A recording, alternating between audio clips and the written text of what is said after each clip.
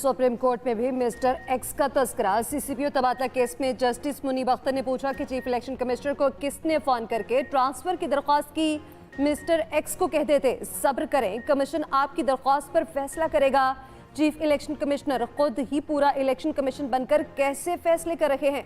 Election commission की transfer postings पर record पेश करने के लिए मजीद वक्त देने की इस्तदा भी मुस्तरद। जस्टिस मुनीब अख्तर ने रिमार्क्स दिए, घड़ी बहुत तेज चल रही है, 90 रोज खत्म होने वाले हैं और इलेक्शन कमीशन मजीद वक्त मांग रहा है। पंजाब में आम इंतखाबात में ताखीर का मामला पहले ही चीफ जस्टिस को भेज चुके हैं। इलेक्शन कमीशन किसी से डिक्टेशन नहीं ले रहा। इलेक्शन कमीशन ऑफ पाकिस्तान का रद्द-ए-अमल सामने आ गया। तर्जुमान ने कहा इलेक्शन कमीशन अपना काम आईन और कानून के मुताबिक सर अंजाम दे रहा है।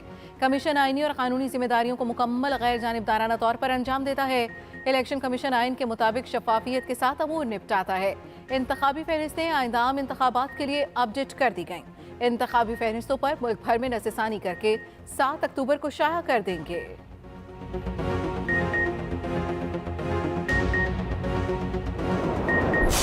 आवाम पहले खुद धक्के खा रहे थे, अब वो गाड़ियों को भी धक्के दे रहे हैं। इन्होंने अवाम की किस्मत में धक्के लिख दिए हैं हर लिहाज से, इसके अलावा और कुछ नहीं। एक पाकिस्तानी अमेरिका में उर्दुगान को और तुर्की को $30 बिलियन दे रहे, आपको क्यों नहीं दे रहा? इसलिए कि आपके ऊपर एतमाद नहीं है, ट्रस्ट डेफिसिट है। आपको कोई पैसा, अपने पाकिस्तानी आपको पैसा देने के लिए तैयार नहीं है। 15 और 25 वाले को तो छोड़ें, मुझे एक 50,000 वाले का बजट बनाकर दिखा दें। अवाम को सादगी का दर्स दिया जा रहा है। आप यहाँ पर आके भाषण देते हैं कि ये हमें मुश्किल फैसले करने पड़ेंगे। मुश्किल फैसले अपने लिए करें ना। मिनी बजट ने अरकान पार्लियामेंट की भी चीखें निकलवा दी। कौमी असम्बली और सेनेट में मिनी बजट पर बहस के दौरान हुकूमती और अपोजिशन अरकान फट पड़े। कौमी असम्बली में पीपल्स पार्टी के रुकन कादिर मंदोखिल ने कहा कि वज़ीर ख़जाना से पूछता हूँ क्या लग्जरी बंगलों पर टैक्सेस लगाए गए। GDA तर्जुमान सायरा बानो ने कहा कि आवाम को सादगी का दर्ज देने वाले अपने लिए भी मुश्किल फैसले करें, आवाम को इम्तिहान में क्यों डालते हैं। MKM रहनुमा सलाहुद्दीन बोले वज़ीर ख़जाना ज़िमनी बजट पेश करने के बाद फिर गायब हो गए हैं। PTI मुनहरिफ रुकन डॉक्टर अफजल ढांडला बोले हर चीज़ इतनी महंगी कर दी गई कि बस से बाहर हो गई है। सेनेटर हाजी हिदायतुल्लाह ने कहा हुकूमत के मिनी बजट की हिमायत नहीं करते। अपोजिशन लीडर शहजाद वसीम ने कहा मिनी बजट के नाम पर मेगा अजाब मुसल्लत किया जा रहा है। वज़ीर कानून आज़म नज़ीर तारड़ ने कहा ये मिनी बजट वो है जो PTI वाले अपने दौर में लिख कर गए थे। दूसरी तरफ कौमी असम्बली का इजलास ज़िमनी मालियाती बिल पर वोटिंग के बगैर ही मुलतवी कर दिया गया।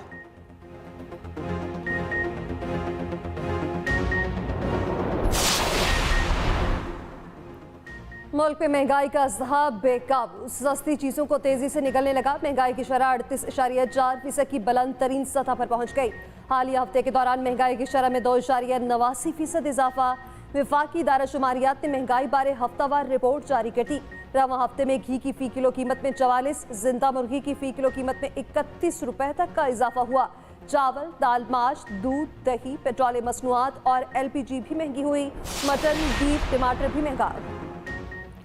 मुल्क में महंगाई का तूफान, हर कोई परेशान और हैरान। पेट्रोल महंगा होने के आफ्टर शॉक्स आने लगे। ट्रांसपोर्टर्स ने किराए बढ़ा दिए। लोकल बस एसोसिएशन ने 10 रुपए बढ़ाकर कम अज कम किराया 50 रुपए मुकर्रर कर दिया। दूसरे शहर जाने वाली बसेस के किरायों में भी बेपनाह इजाफा। ट्रांसपोर्ट के किराए बढ़ने पर शहरी आग बगोला हो गए।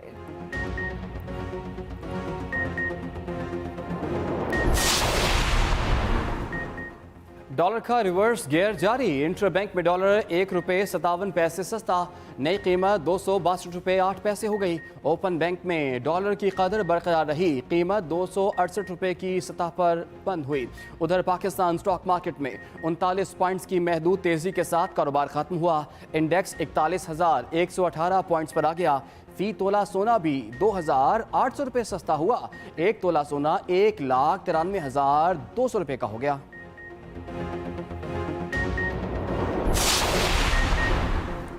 साबिक वज़ीर आला पंजाब परवेज़ इलाही की नून लीग की अदलिया मुखालिफ मुहिम की मुसब्बत। स्पीकर पंजाब असम्बली राजा बिशारत और साजिद भट्टी से मुलाकात में गुफ्तगू। कहा नून लीग मरीम नवाज की क़यादत में एक बार अदलिया पर फिर हमलावर है।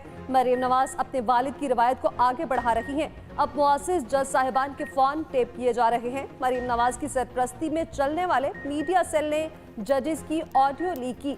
राना सनाउल्लाह हुकूमती वसाइल अदलिया के खिलाफ इस्तेमाल कर रहे हैं। इलेक्शन में ताख़ीर करने वाले कानूनी नताइज भुगतने के लिए तैयार रहें। इलेक्शन कमीशन के बाहर एहतजाज पर दहशतगर्दी का मुकदमा। इमरान खान ने दहशतगर्दी की दिफात खत्म करने की दरखास्त दे दी। मौके पर इख्तियार किया कि दहशतगर्दी की दिफात मज़ाक़ खेज़ और सुप्रीम कोर्ट के 7 रुकनी बेंच के फैसले की तौहीन है।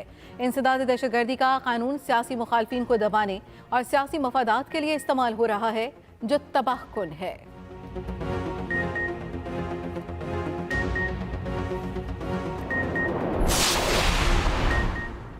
वज़ीर-ए-आज़म दौरा तुर्किया मुकम्मल करके पाकिस्तान रवाना। शहबाज शरीफ ने तुर्किया में ज़ल्ज़ले से मुतासरा इलाकों का दौरा किया।